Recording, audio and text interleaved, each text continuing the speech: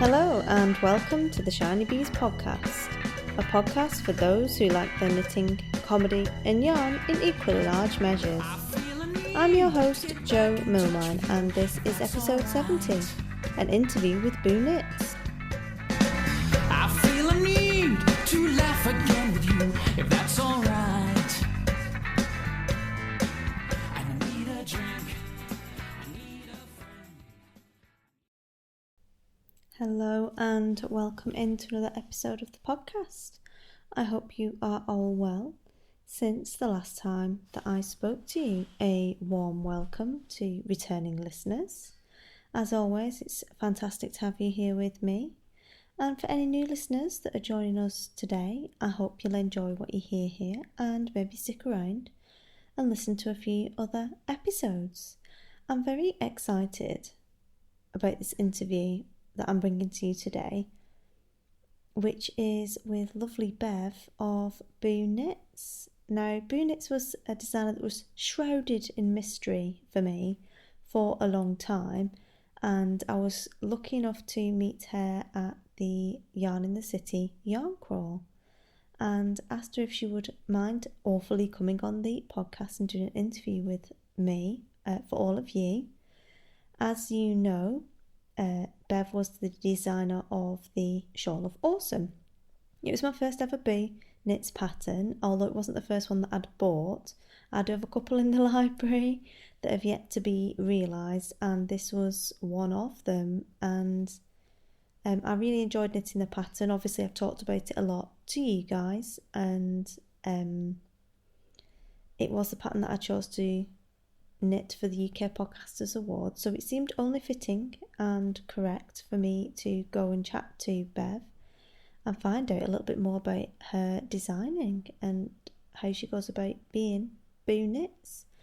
She is a fantastic UK-based designer.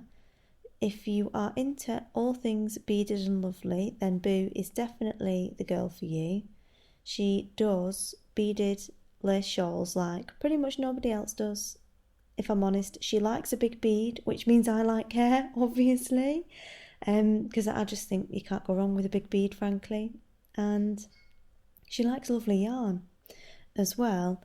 She specialises in designing patterns that look complicated but are deceptively easy to execute, and I'm sure that you will all enjoy hearing from her about what inspires her, how she goes about designing, how she goes about her daily routine as the design genius behind Boo Knits, and also some other chatter. If you want to try a beaded shawl, I would definitely recommend her as a great choice. You will know her design aesthetic. It's very a distinctive look to all of her photography on Ravelry as well, and if you haven't heard of her before, I would be surprised, but on the off chance you haven't, definitely go along and check her out. She's got a very active group on Ravelry as well, who are all super helpful, and she does a mean line in mystery knits. So if you like a mystery knit, again, probably one for you. So without further ado, I will welcome Bev to the show, and we can crack on with the interview.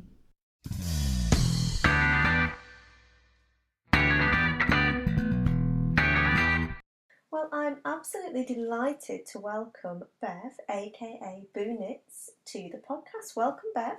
Hi, it's lovely to be here. It's lovely to have you with us, and I'm very excited that you've come onto the podcast. I very much enjoyed knitting Out of Darkness, which is one of your patterns, and I thought it would be brilliant for the listeners to come and hear a bit more about you and your journey into designing and what inspires you as a designer, really. Okay. So can you tell us a little bit about you as a person and about how you came to be interested in yarny pursuits? I'm married. I'm a mum to 2 grown-up children, and I've had time off when the children were little. Went back to work, and then found that I suffered from carpal tunnel syndrome. So I gave up my job to stay at home, and my husband just sort of laughed, and I started knitting through a sort of throwaway comment that he said that if I wasn't going to go out to work, what was I going to do all day? And I laughed and said, I'm just going to sit in the corner and knit.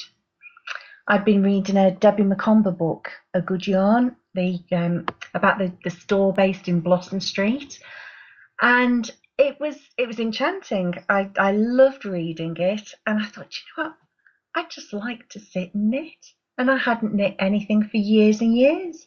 And when I said I would sit in the corner and knit, he just laughed and said, "Oh, well, you won't do that." And you know, as all women know, men should never tell us that we won't do something. So off I went, and I bought some yarn and some needles and a book of patterns for hats. And I looked in the book and read through the pattern that I wanted to do, and I thought, oh my goodness, I can't do this. I have no idea what they're talking about. So I went on the internet and I discovered Ravelry. And I found the Feather and Fan Comfort Shawl, and I thought, well, that's just straight lines. I can do that. So I started knitting that, and I ran out of yarn. So I went and got some more, and I just kept getting more until I had a huge shawl. I cast off, and I took it back to the lady at the yarn store and showed her, and she grinned like a Cheshire cat, and she said, "You've knit a lace shawl." I said, "But no, I haven't. It's in Aran weight." And she said, "No, the stitches, they're lace. You've knit a lace shawl." Well, I could have floated away then. I was just astounded. So she picked up a skein of lace weight and said, "This is what you're going to have to knit in next." So I knit it. And I got home, and my husband looked at it and he burst out laughing. He said, "You'll never knit with that." And again, don't tell a woman she won't do something. So I did, and I knit a citron, and it was wonderful. I was so pleased with it, and I was addicted. That was it. Off I went, and I've not looked back. Fantastic. Your husband's got a lot to answer for, I feel. Oh, I blame him completely.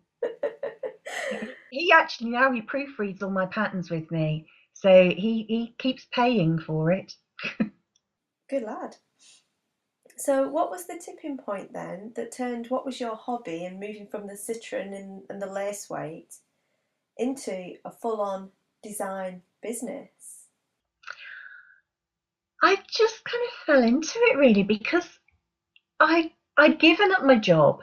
So we didn't have, you know, we're not a rich family. I didn't have lots of money, and I bought a skein of fairy wings by Fibre Spates, and it was £20 a skein. And to me, that was a lot of money. And I thought, I can't afford and can't warrant spending £40 on a shawl. So I need to do something with just the one skein. Well, there's only about 350 metres in a skein of it, which isn't a lot for a shawl of any size. And I like to wear my shawls back to front so that the centre of them is dangling at the front and then the ends dangle either side. So I like a good size dangle on my shawls, which is why a lot of them are really quite wide and shallow. So I looked at this yarn and I looked to find a pattern, and I couldn't find what I really wanted to do. So I thought, you know what, I'm going to have a go. I'm going to see if I can do something that will fit what I want out of this yarn. So I did. And then when the picture of it went up on Ravelry, because it was only for me, it was never ever intended as a pattern. I had such a huge amount of feedback asking, will you write the pattern up? So then I had to go and get another skein of yarn and knit it again and try and work out what I'd done the first time. So I wrote everything down. The first one had been a little bit tight on yarn, so the next one I made slightly smaller so that people had got plenty of yarn left and they weren't going to run out. And I released it, and it became quite popular, and I was astounded and very shocked. And then I was getting messages saying, so when are you going to release another pattern? And I hadn't had any plans to do that. I'd never thought about it. And then I just thought, well, do you know what? Why not? we were down in Cornwall, and I started to knit Ictis, which was my second pattern. And my husband then said, well, if you sold the pattern instead of putting it up as a free download, you might be able to pay for a couple of skeins of yarn out of the patterns that you sell. So I thought, well, okay, fair enough. If I can cover the cost of my yarn, I'm happy. And so I did, and I sold a couple of patterns, not very many, but a couple. And then I just found it huge fun, the whole process of looking at shapes and patterns and translating that into stitches. But every pattern is designed for me, which makes me sound really, really selfish. Every pattern is designed for me because that's what I want to do at that time. There's never any thought of, oh, this will sell, or people will like this one. It's just purely and simply, okay, I want a lace weight shawl with beads, or I want a fingering weight shawl, or it's coming to winter, I'm going to be cold, I want to knit something chunky and warm. And so it's always how I feel at that particular moment. Oh, that's really interesting. What point did you get massively into beads? I don't know. I don't remember, because I'm not a blingy person. And it still astounds me that I knit lace weight and lace designs, but beaded lace designs is just completely alien. And I don't know where that came from or what happened. It just did. But I have found that where initially I thought that by adding beads and lace to a shawl, it would make it very Barbie-like, or very flamboyant and showy. It doesn't. If you're careful about the beads that you use, they don't need to be blingy. They can be really quite understated, and the beads actually add a wonderful weight to the shawl and help drape beautifully. So they're an intrinsic part of each design, and they help those long dramatic points hang so well. But really, I can't remember where the beading thing actually started or how. Oh, it's really cool, because you do use the triangle beads. Because I've only ever used the triangle beads because I said, well, if it's good enough for Boo, it's good enough for me. I'm using the big ones. I don't want those little ones. But they don't, you're right, they don't, if you pick the right colour, they don't seem to overwhelm the piece and make it look a little bit too blingy. Have you got any tips for picking beads for... Sorry, I know I'm dragging you down a bit of a rabbit hole here, but I thought, while you're here and we're talking about beads, have you got any tips for picking and matching up colours and beads to give people a bit of guidance when they start? I tend to put half a dozen beads actually onto the yarn itself. Once you've caked your yarn, use a tiny crochet hook, or I use a Crotat hook, which is it's used for tatting, and it's like a very long, narrow crochet hook with a plastic handle. It's fantastic. You can get about 15 to 20 beads on each one, which means you don't have to load your hook up for every couple of beads.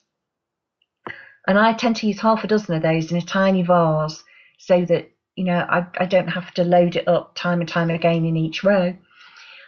But I will put a couple of beads on and just hang them on the edge of the cake of yarn to see how they look. And I'll put it on the fireplace, I'll put it in the window.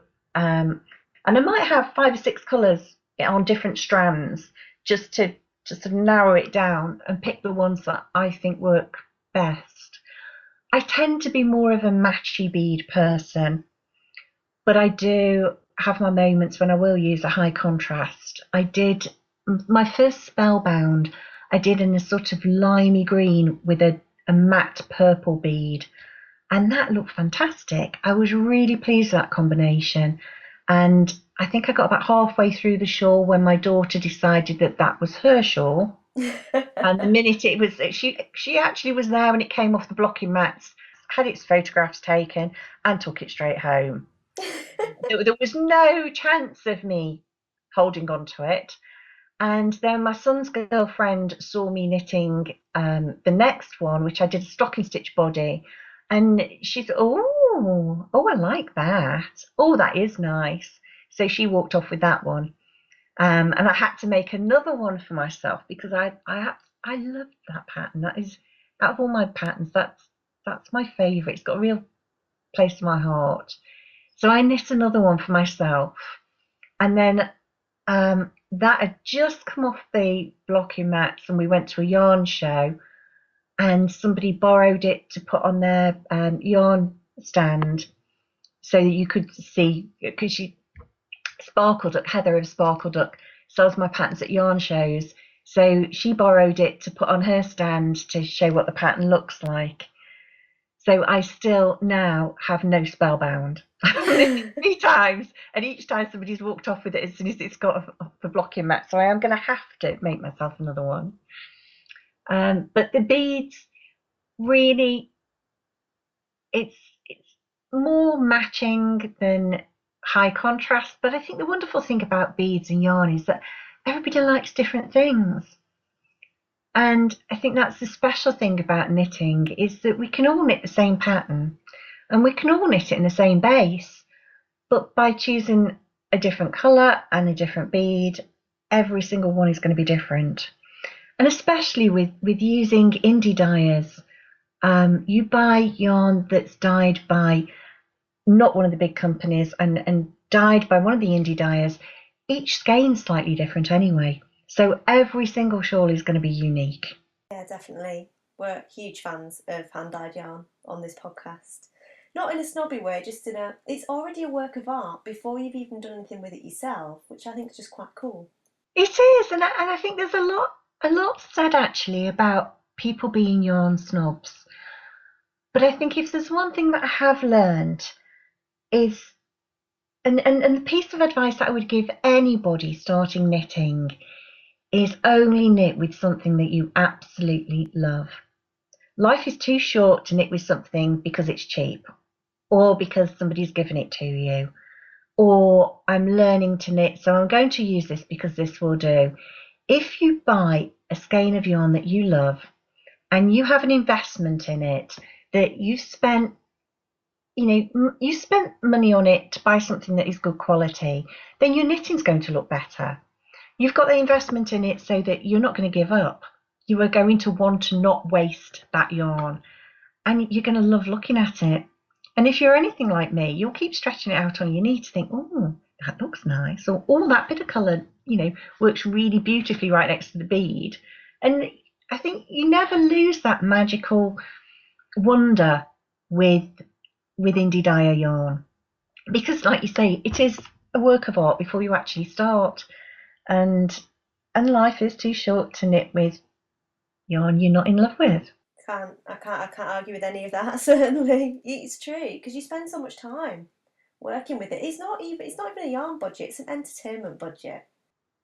It isn't, and that skein of yarn, if you pay, I don't know, £20-25 for a skein of yarn, it lasts you for weeks. Yeah.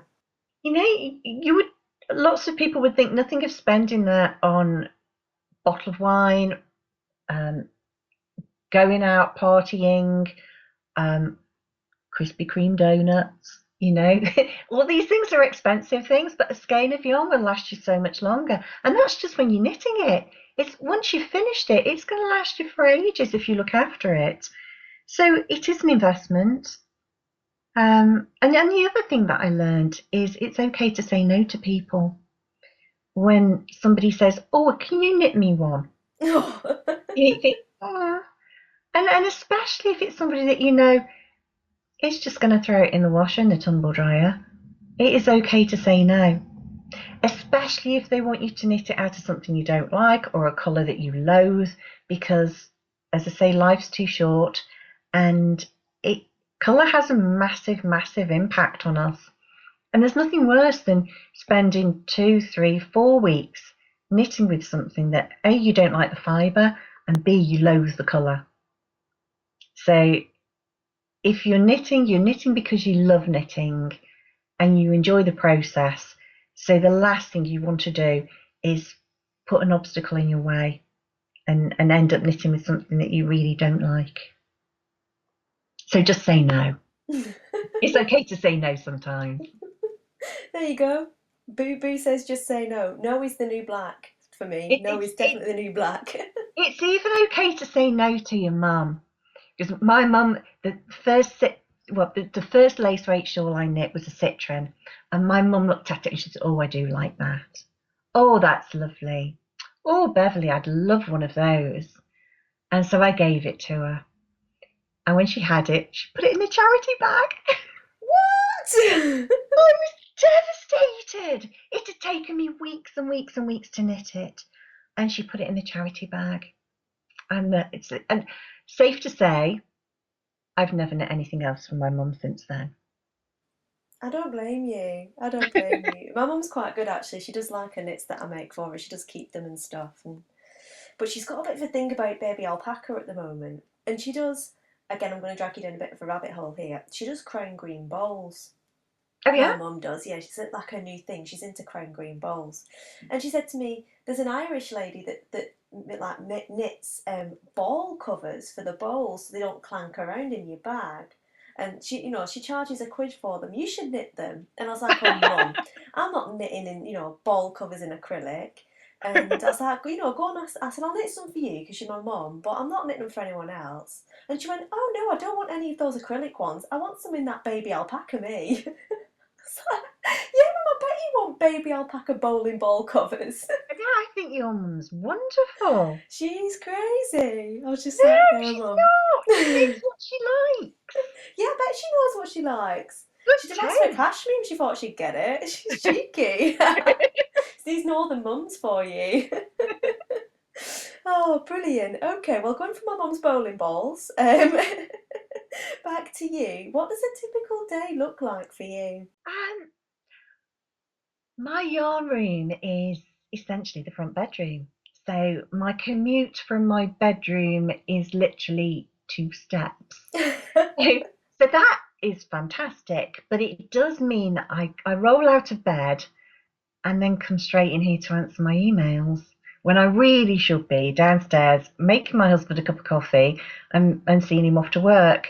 So I tend to get up, come in here in my nightie, answer my emails and questions, run downstairs, make a cup of coffee, see everybody off, and then bring my cup of coffee back up and check to see if there's any other messages, any questions need answering on the forums. And then I actually spend a lot more time on the internet than I should. I think we'd all want a little bit more knitting time, and each time I think I'm going to take a little step back from being so involved in the group and answering so many questions and leave it to other members of the group to help people out and the other moderators. But then each time I think that, somebody says, I really like that you're so available. And I think, I can't, can I? I just can't. If that's what everybody likes, that I will be there and I will answer a question, then you know that I'm happy to do it. So really, I get up, I come in here, I answer questions, I sit and knit, and I drink copious amounts of coffee. Brilliant. So It's heavy, isn't it? Well, yeah, I don't drink coffee because it makes me hyper. But it sounds like the kind of perfect sort of day, really. So thinking about when you design something, then you're working on a new design.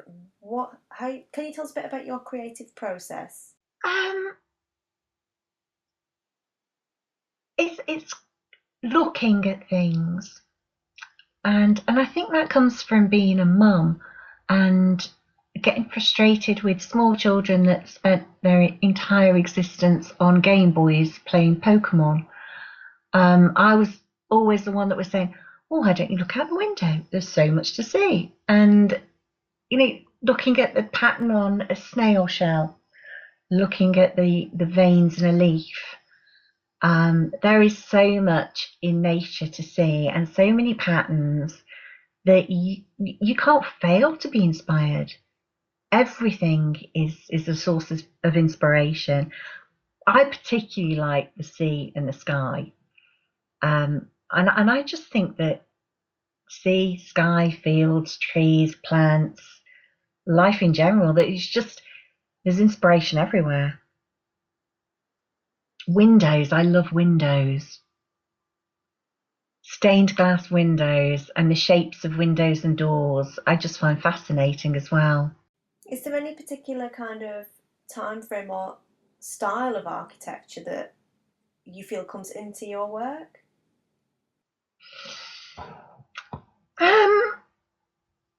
It's difficult to say really, because none of it's a conscious thing.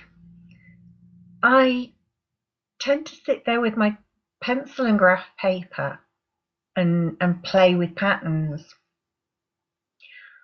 So I may have seen something that I think, oh, I like the way that sort of leads into that, and then I might sort of play on the graph paper to sort of emulate it, but not really. I mean, I have different shapes that I particularly love. I love the Chrysler Building in New York. I love the shapes of the French chateaus. I like some of the Art Deco stained glass. I love Macintosh. I love Art Nouveau, the flowing lines of Art Nouveau as well. So I think there's not one actual time frame or one sort of style. There's just so many different patterns in everything that, you know, it's like sensory overload. That I don't know. No, I can't narrow it down to one particular style. No, it's cool. It's just when you were talking about it, because you can quite often see sort of like arch shapes, and there's some quite gothic influence in some of the designs that you can see, and I just wondered whether that was something that you consciously thought about or whether it just kind of came naturally, and it sounds like it was probably the second. Yeah, probably is. Yeah, it's not something I don't ever think, right, I'm going to do this based on leaves, or I'm going to do this based on whatever. And most of the shawls are named after they've been designed. So I may sort of be feeling I'm in a bit of a music phase at the moment, and probably getting older, looking back at memories of childhood. And I'm working on a new collection that takes all of its inspiration from different pieces of music that just transport you back to another time. And you know, you've got to know that you listen to something on the radio, you think, oh my goodness, I remember when we were doing such and such and that was playing, or it just makes you remember certain people, certain times. And I think that it's lovely. When our children were little, we used to be quite aware of times when you think, oh, this is just like a perfect day. And we used to say, you have to hang this on your memory tree. So one day when it's rainy and you're feeling miserable, you can close your eyes and you can pick all those little memories off your memory tree, and it will cheer you up. And I think music and smells are very, very memorable things. They can transport you through time. So this new collection that I'm doing is all sort of based on music, but as each shawl emerges, it sort of fits a memory more than me thinking, right, I'm going to do something that is based on Amazing Grace, for instance. So no, the shawls are designed and then they're named according to how they look or what they make me think of. Okay then, so thinking about running a business then, no journey is ever a smooth one, as we know, and running a business definitely has its ups and downs. Can you tell us about a time when things maybe didn't quite go to plan? What happened and what you learnt as a result of it? I designed a shawl once that I loved it, and on paper it looked fantastic. I'd got through the main body of it and I'd written the whole lot up. It had been proofread, but I hadn't knit the lace at that point. I sent it out to my test team, and they was quite happily knitting along. And as the lace started to emerge, I thought, oh, that doesn't look good. It looked quite rude, actually. The shapes of the lace was not complimentary. And until one of the test knitters said, "Doesn't this look a bit rude?" And I thought, well, I had noticed that, and I thought, well, if they've noticed, everybody else will notice. So they all had to be. Well, some got finished, some got frogged, and I redesigned the lace portion of the shawl. And I learned from that point that do not ever send anything out to be test knit until you have totally finished it yourself, because I have never been so embarrassed. One of the test knitters did finish it, and it's her favourite shawl, actually. But yeah, it was a very, very embarrassing lace pattern, and yes, I learnt very quickly, instantly actually, that never ever send it out for test knit until you have finished it yourself and you can see exactly what the lace looks like. Oh, I love that. That must have been hilarious. I would love it to have been there and seen your face when you went, hold on a minute. Is it just me, or will everyone else notice this? Yeah, you couldn't have failed but to notice. It was so embarrassing. Oh, I love it. Get it on with a mature tag. What are you waiting for? Oh, that's brilliant. I love that. So taking it from questionable shawl design to the other end of the scale, what has been the high point of your journey so far? All of it. I get up each day and I get to play with fibre and colour and beads and needles, and it's just exciting. It's like being a kid in a sweet shop. I can choose what I want to knit next, what colour, what fibre, and I have no restrictions. I'm very, very lucky that I can just do what I want. And sometimes I think, I want to knit somebody else's pattern, and I'm going to knit something for me and have a rest. And I can do that. It's lovely. I never think of myself as being a businesswoman. I never think of it as being a business or have to worry about sales. I just knit because I want to knit. It's what I love doing. Oh, that's brilliant. Have you got a favourite? Have you got a favourite yarn or dyer? Am I allowed to push you for this now? I've got a few favourites. Go on, enable us. We're halfway through. Enable us. I love Lickfadden. Sabine of Lickfadden is just a genius with dye. Her colours and yarns are astounding, and her yarns are different bases to any others, really. That there's not a lot of crossover. A lot of them are very, very individual that you just can't get anywhere else. I like Sparkle Duck. Heather is very, very good, and she has some beautiful yarns.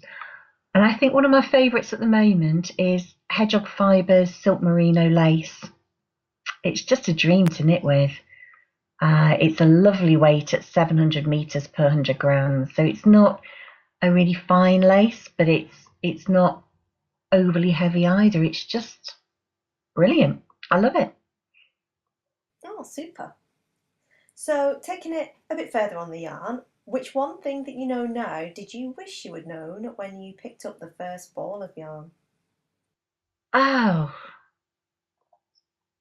I think sort of, do you really love it? Really? I think don't look at a skein of yarn and think, do you know what, I really love that, but this one's £2 cheaper. Pay the extra £2, have the one that you absolutely love. If it makes your heart sing, go for it, because you're going to enjoy every single stitch. Whereas if you have the one that's a couple of pounds cheaper, that, well, it's all right, it's nearly the same. Every single stitch you knit, you're going to think, wish I'd had the other one. And, you know, as I say, life is too short to knit with something that you don't love. To the point that if you're knitting something and you find you don't love it, undo it. Start it with a different yarn, because quite often I find that, at the risk of somebody coming along and locking me up, I think the yarn talks to you. It's quite often that you pick a skein of yarn up and you just know that wants to be this pattern, or it wants to be in a certain way. And whether it's the yarn talking to you, whether it is just instinct on your part, just go with what you think is right and what talks to you, rather than making your yarn become something that it really doesn't want to be. That's so true, actually. Because I know one of my friends, she does this thing where she picks what she wants to knit and then she goes to get the yarn for it. And I'm just like, I'll just pick up the yarn I like, and then at some point it will tell me what it wants to be. Yeah, It's true. yeah, it is true. Oh, crazy.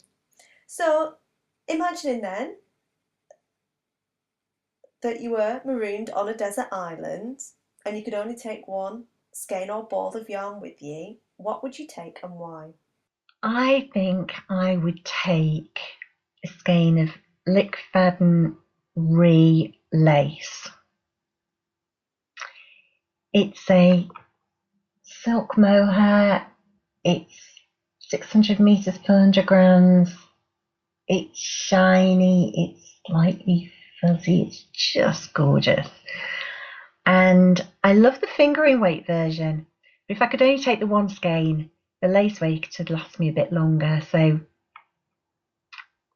I'd take the relace, I think. I love it. I love how you proper like only want to knit with stuff you love. Some people are dead practical in this question. They're like, oh, I'll take this because I could build a bow and arrow out of it or whatever. And you're just like, no, this is beautiful. I'm taking this. Oh no, I want to look good when they rescue me. Exactly. And you want, to be enjoying the knitting while you're waiting, of course. Yeah. Oh, super. So, what's your favourite or your go-to resource for yarn craft or for business that you couldn't do without? I couldn't cope without my computer. And I couldn't cope without the internet. On the odd occasion where we've been on holiday and not had Wi-Fi, it's like having my hands chopped off. So Ravelry, definitely, is an absolute godsend to a knitter. And if it's for purchasing yarns, I think Etsy, because you've got so many indie dyers on Etsy that there's so much choice. But if there's only the one thing, it would have to be the computer with Ravelry, because they go hand in hand. You can't have one without the other. Yeah, definitely. Ravelry is a really popular answer, and it's easy to see why, to be honest. There's just so much information on there, and so many people that love the same thing. It is. I've never really understood social media apart from Ravelry. I just think it's the sharing of information, the support network, the fact that I know people all over the world, and we care.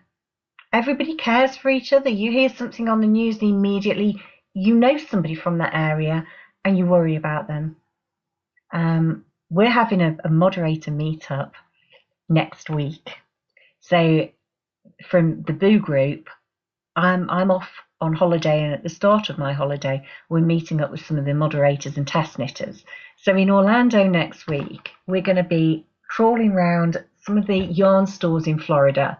There will be me, there will be Carol from Texas, there will be Mitzi from Maryland, Saba from Germany, Em is coming down from Toronto, Heidi lives in Florida anyway, and she will be there. And we're all going to have an absolutely fantastic time. We'll be going to the new store of the Knitting Patch, which has moved to Longwood, and we'll be there all day on the 31st, sat there knitting around the table and chatting away and having a ball of a time, I'm sure. And none of this would have happened without Ravelry. The people that you meet will just really go out of their way to help you. It's a fantastic place, and I'm very happy. I've got the world's biggest sofa, and so many of us meet on it every single day for coffee and knitting. It's brilliant. Yeah, definitely. And there is something quite special about having your internet friends, and then when you all get together, it's like you've known each other forever. It's quite strange, but really cool to be with people who Yeah, love things the way that you love them. yeah, it is. It's magical.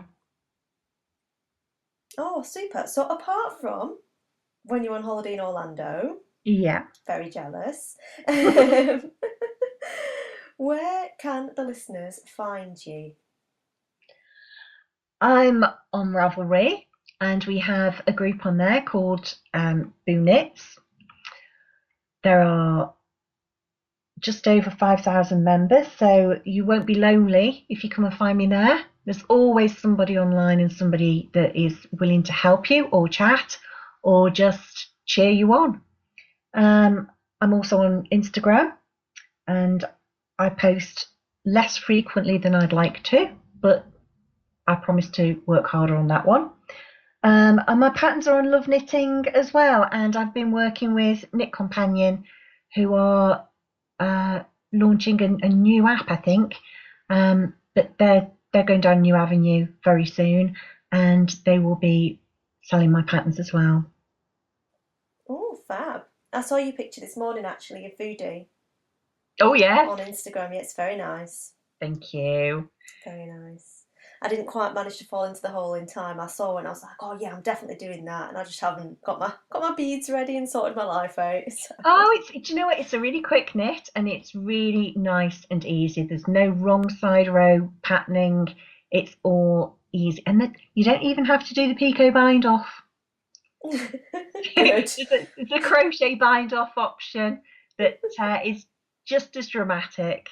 So it's a good quick knit, and it's excellent for a present if you are struggling to find something to give someone for Christmas. Oh, you said the C word. That's 3 times in 3 episodes. Oh, sorry. Not even bothered. I bought Ideal Hope's Christmas the other day. I'm like so excited. I don't even care. No, brilliant. So, do you have any parting words for those who would like to get into the industry and maybe are thinking about trying designing? Do you have any advice that you'd like to share with them? Don't do it to become a designer, and don't do it to start a business. If you want to design, do it for yourself. I just think that it's quite difficult if you go down the route of trying to earn money from something that is a hobby, because then it stops being a hobby and stops being enjoyable. So if you always approach it that this is my hobby, this is what I love doing, and I want to design different things for me, then if you sell any patterns, it's a bonus. But I think it's like in all spheres of life. If you chase the money, it doesn't always come. But if you're just happy not needing it and doing something just because you love it, then I think that shows in your designs your absolute love and your I think it sounds silly to say that it's purer, but it's just do it for yourself, I think, is the best advice I could give. That don't make it a chore. Yes, it is really good advice because it can be tempting to go into it, and it's hard work. And I think if you don't love what you're doing, you've got nothing to get you through when it becomes a pain in the bum. Because there are times when it is a drag to run a business, and if you don't love it, what do you draw on at that point? I don't think I ever have a week where I work less than 80 hours. So if you're not enjoying it, 80 hours a week is a long, long time to be miserable, and to be doing something that you feel is a chore. It's really important to be a knitter and to love doing what you're doing. And I think that if you take out the business, the patterns, the internet, the support and everything else, the way I would define myself is I'm a knitter. I'm not a businesswoman. I'm not a designer. I'm not anything else. I'm just a knitter. And I love what I do. Oh, that's lovely. It's really nice to hear it. It is. It's good. Like, it's a really good thing. Taking it then from that question onto the future, let's get excited. You've already hinted about it a little bit earlier on. What is next? What's next for you? More knitting. More knitting. More knitting, more shawls, more colour, more lace, more beads, more texture. Something a little bit different for the next pattern. I've got an asymmetric shawl that will be out the end of November. Ooh. And that's in double knitting. So getting the big needles out. No beads. No beads? No beads. You're killing me. Knitting. No beads, no lace. What are you doing? Who are you? Where's Boo gone? Well, do you know what? It's because it's getting cold. I mean, we're in England. It's never that warm, but it's getting cold. And I thought, do you know what? I'm off on holiday soon. When I come back, I'm going to be freezing. So I wanted something nice and warm to wrap up in. And so, as I've already said, I'm totally selfish. But I just thought something nice and cozy. So I've knit a great big squish of a shawl in 3 colours, and I love it. It's brilliant. And the test knitters had a ball when they were knitting it, because it's just so different from the lace, the 2-ply, the beads. It was huge fun. And actually, once I'd cast off or did my bind off, I missed it. It had been like reading a really good book, and you get to the end and you miss the characters. You just want it to go on a bit more. So I hope everybody enjoys it as much as I did. But there is lace on my needles now. Sounds exciting. Oh, that's super. Lovely. Well, that's all of our questions for now. So I'd just like to say thank you very much for being so generous with your time and telling us your story. It's been really interesting to hear about everything that goes on in the background, really. It's been really cool. Thank you very much. Thank you very much for having me. No worries.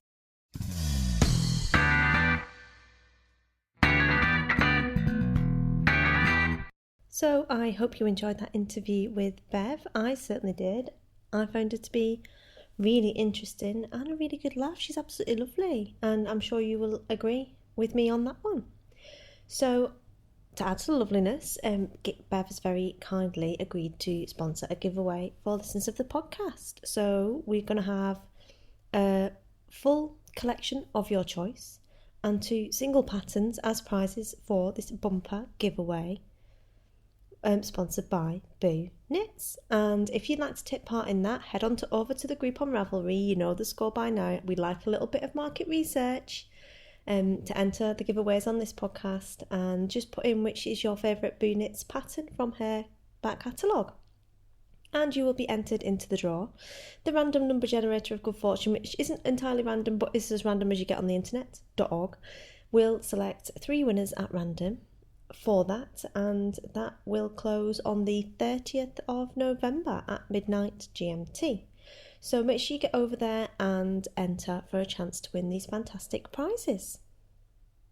So I think that is all we have time for this week. I hope you've enjoyed the show. If you're new to the podcast, I hope you've enjoyed your time with us and you'll consider hanging out with us a little bit more. And for those of you who are stalwarts of the podcast, the every weekers, the wonderful people that I get to share an hour or so of your time with, thank you. Thank you for coming back again.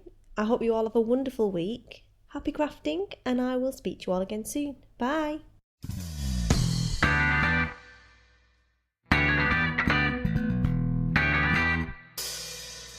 You've been listening to the Shinybees podcast, a podcast for those who like their knitting, comedy and yarn in equally large measures. If you'd like to get in contact with me, you can do so via the blog, or I'm Shinybees on Ravelry, Instagram, Twitter, Pinterest and Facebook. You can email me at shinybeesinfo@gmail.com. Music for this episode is provided by Music Alley, and it is Adam and the Walter Boys and I Need a Drink. I need a drink. I need a